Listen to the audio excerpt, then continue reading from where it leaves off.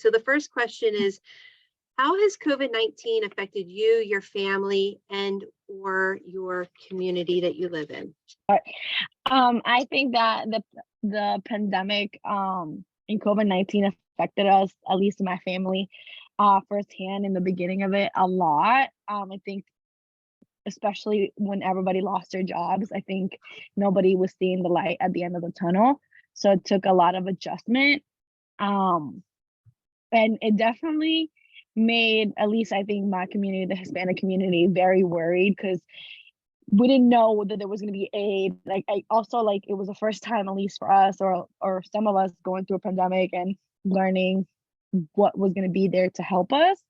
So it was just a lot of uncertainty for a long period of months. I just remember my mom saying, like, how are we going to pay rent? And I'm like I didn't even have answers to her questions and stuff like that. So it was just a lot of uncertainty, I think, in the beginning. Yeah, definitely. Well, I don't want to say what bothered me the most, but I think the biggest impact was the isolation and all the deaths that took place. Not being able to go to work. We spend a lot of time at work. Most times you spend the majority of your time with your work family as you do your blood family. So the isolation was extremely hard, especially someone such as myself, divorced, that lives alone and everybody's grown and out of the house. So it was extremely hard. And just learning of all the deaths. I had never heard of so many deaths in my life. It was just so much. At one point I couldn't take it. I almost wanted to stop answering the phone and stop watching the news or looking at social media, because every time I turned around, there was a post, no, this one passed away, that one passed away. It was just unreal, unbelievable. So it had a huge impact from an isolation standpoint and all the deaths that took place, whether they were friends, co-workers, family members, or a friend of someone that you knew. Right. So have you been vaccinated with the COVID-19 for COVID-19, and or if you haven't, do you have plans to become vaccinated? Vaccinated and boosted. I only got one boost. I didn't get, I think there's up to 4 now. I didn't get any of the 2 shots and then the boost. So I have 3. Okay. But I know there's a lot of people who don't believe in it. I'm from a Spanish country, so we actually get like a couple of additional shots before. We actually have we call it like the Hispanic mark, because we have this like shot that makes like a scar, and honestly you only have it if you were born outside the country. So I wasn't against it. I didn't have a great reaction with the boost, so that's why I never went for the 3rd one. But I definitely think I didn't get COVID during like the midst of it. I got it after, and I definitely am thankful that I had it after the shot, because I definitely think I didn't get it as bad as other people got it before the shot. So Melina, what was your experience getting the vaccine like from making the appointment to receiving it? I think in the beginning, people were kind of like all over the place, and a lot of the information wasn't out there. Like we didn't know if you had to pay for it. And I think at the time I didn't have health insurance. So it was kind of like, oh, I don't really want to pay out of pocket. Like we're already at a lot of money because of the pandemic. We're living tight and stuff. But with the more information that came out, making the appointment and going wasn't difficult. I think my mom went first. I think they were also giving the vaccines to the older people as well. So I had her go in first, and then obviously I went when it was my time to go. But it wasn't a bad process. Honestly, I think they did a great job with once everything was done, in the beginning, I think everything you do is going to be hard because we were working through something we had never done. But it wasn't a bad experience at all. It was fairly quick. A lot of the pharmacies also made it very available for you to make your appointment online. I remember my uncle lived in Pennsylvania, and they hadn't been able to get an appointment over there, but they were worried they'd get sick. So they actually were able to come here, and there wasn't really an issue. And I really appreciated that, because, as a fan, you want all your family to be healthy. Right. Especially during a time like that. Definitely. How about you, Larry? Yes, I'm vaccinated and boosted. And then how was your experience with the whole, from making the appointment to now with it? I had a good experience. I had a little help in the beginning because in the beginning I was a little hesitant um about it, and I was hesitant about all of the unknowns. Um, but I knew eventually I would get it with um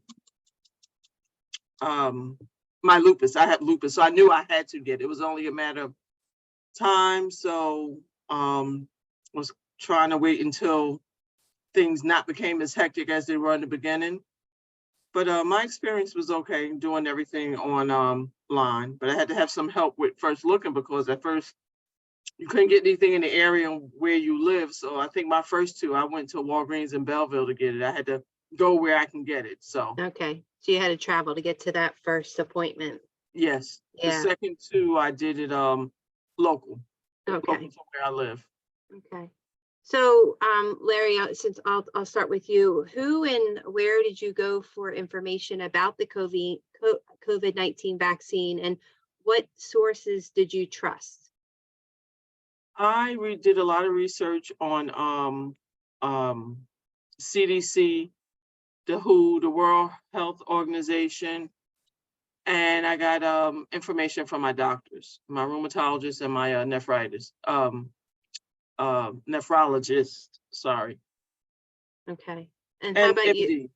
And then they were your trusted sources about the COVID-19.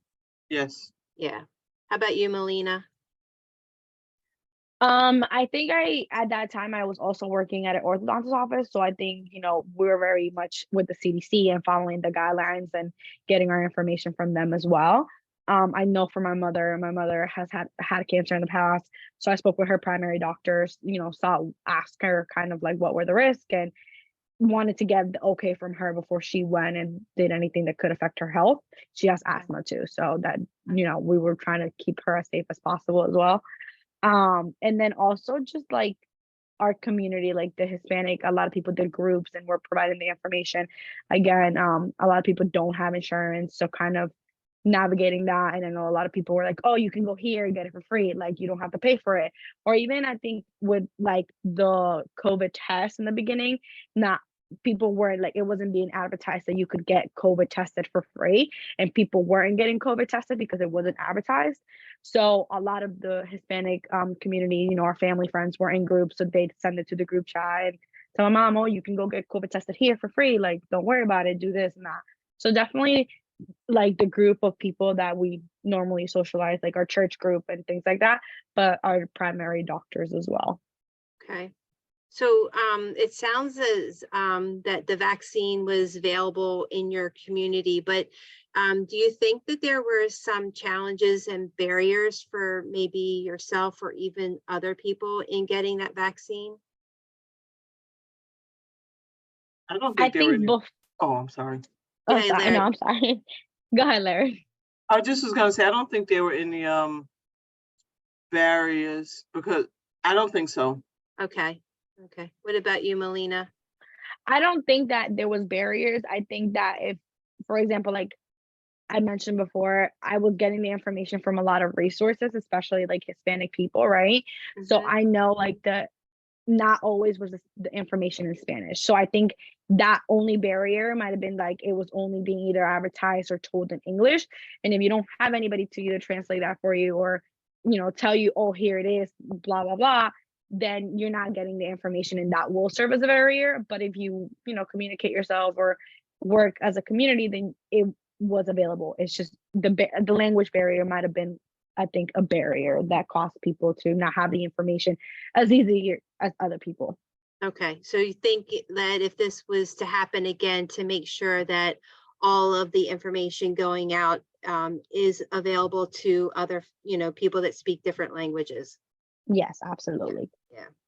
So how do you think that the state or local organizations could contribute so that more people were confident in and access to the vaccine? What do you think they could have done so that people were more confident from the beginning and that they had access to the vaccine? What could they have done differently? And how do you think they did?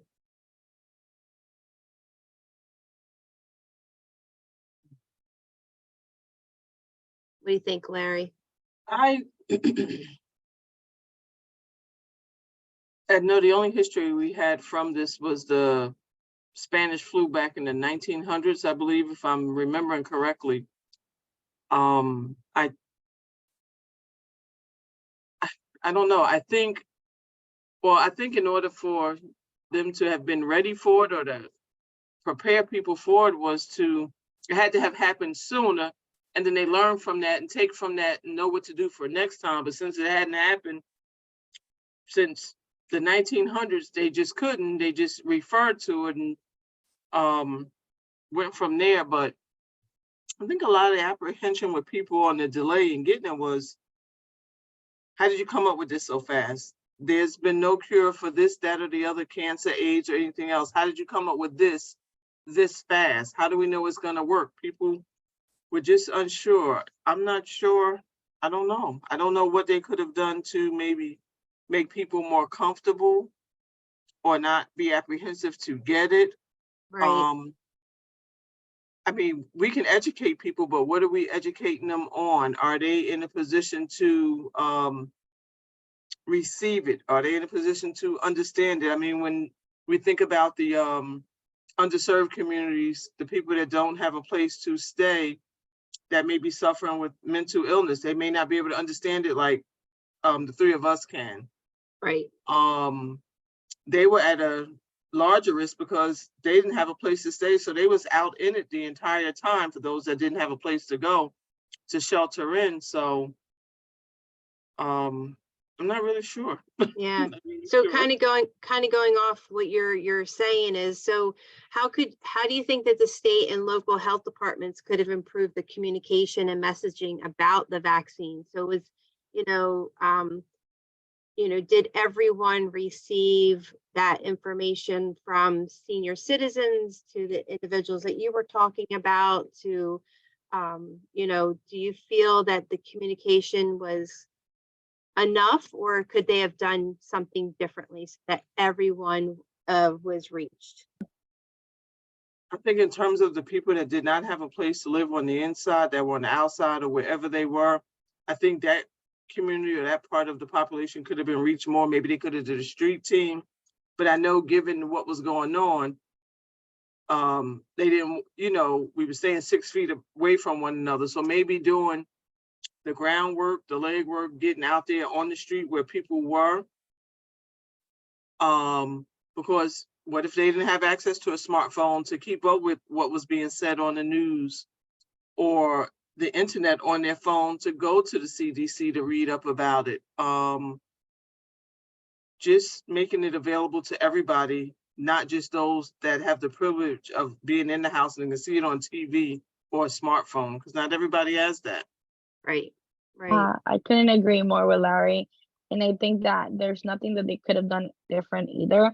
I think whoever had their reservations with the vaccine we're going to have them regardless. And it takes people different time to build up the courage to get it. And that's not just with the COVID shot. That's a lot of people don't get the flu shot. A lot of people are hesitant to get other shots. So I don't think there was necessarily anything they could do differently. I think everybody was going to get it when it was the right time for them and when they came to terms with that decision.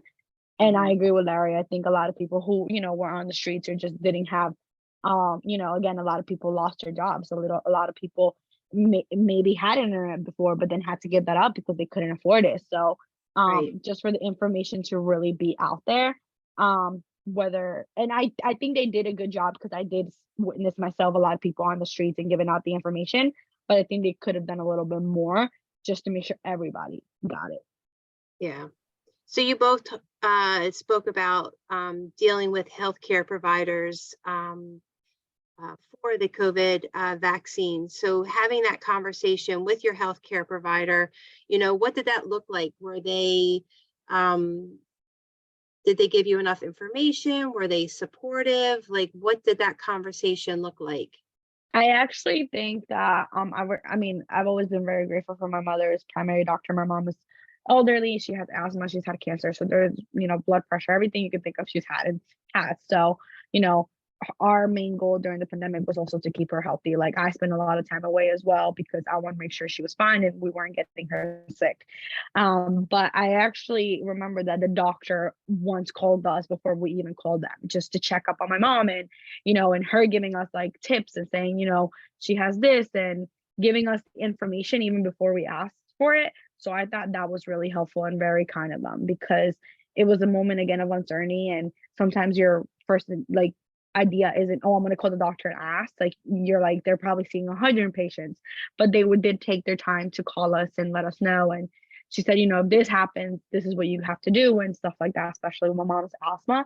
So I did really appreciate them reaching out. And even though we weren't able to go to the office, Zoom meetings and telehealth I was just really grateful for them going out that extra mile to still see their patients, even though they weren't seeing their patients face to face.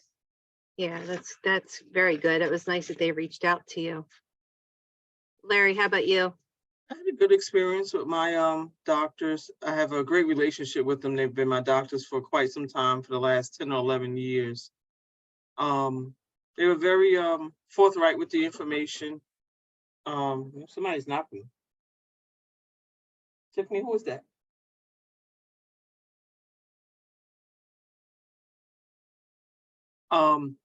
They were very forthright with the information, given my condition with the immunocompromised. I always say this in reverse. My immune system is compromised due to the lupus. I always say it in reverse. So they were very forthright in the information, forthcoming with the information, and sometimes it can be, I was like, okay. Not that it was scary, but it's like, okay, well, this is what it is, and this what could happen if you don't do this, or if you get this can happen. When you have underlying conditions. But I was happy with my team and the information they gave, and they were readily available. One doctor, I can email him no matter what time of the day, and he gets back to you. Good. So, do you think that all of the communities in New Jersey have been given equal access or information about the vaccine? If not, who do you think was left out?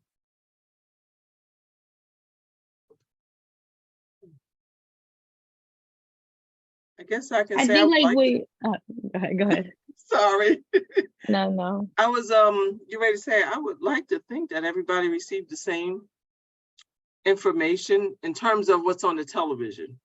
Mm-hmm. But again, if you didn't have access to television, I don't know what kind of information you were getting, but I would like to think that everything was consistent with what was being shared from the CDC and what the doctors on TV and the director of this, the director of that, and I would like to think it was consistent and that the same messaging was given out. Yeah. I agree, and I think, like we mentioned before, I think anybody who might have not had the equal information would be anybody that was either on the streets and didn't have the means to get the information. Right. I think everybody else received it one way or another. Like even I think just like I think of people like, for example, at a shelter, like if the person running a shelter, it doesn't have the information or isn't passing the information to the people, they're not receiving it. It might not be that they don't have a place to sleep, but they're just not receiving the information. Versus per se, like even if I didn't listen to the news or didn't read it, maybe my brother did. So then he's passing me the information and we're communicating the information from one person to another. But if nobody's giving the information to the people at a shelter or the homeless on the street, then they're not getting it regardless. Okay. So last question, is there anything else that you'd like to share that wasn't asked? And so hopefully that the information. I think I would like to thank the state. I think they did a phenomenal job, and the YMCAs. I think they did a great job during the pandemic.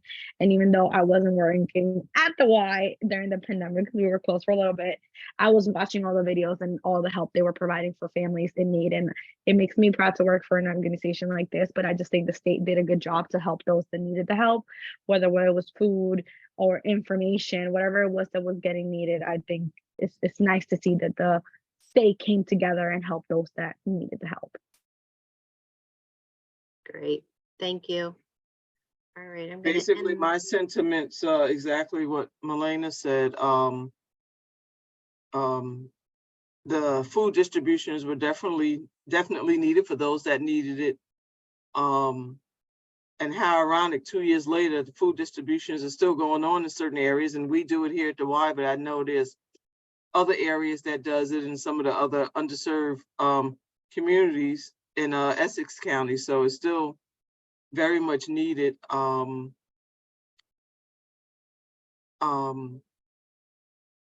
it was a horrific thing, a disaster, and so much loss of life, I think it did bring people closer, which is a good thing. Sometimes something good do come out of bad things, out of a bad situation. And that's all I have to say.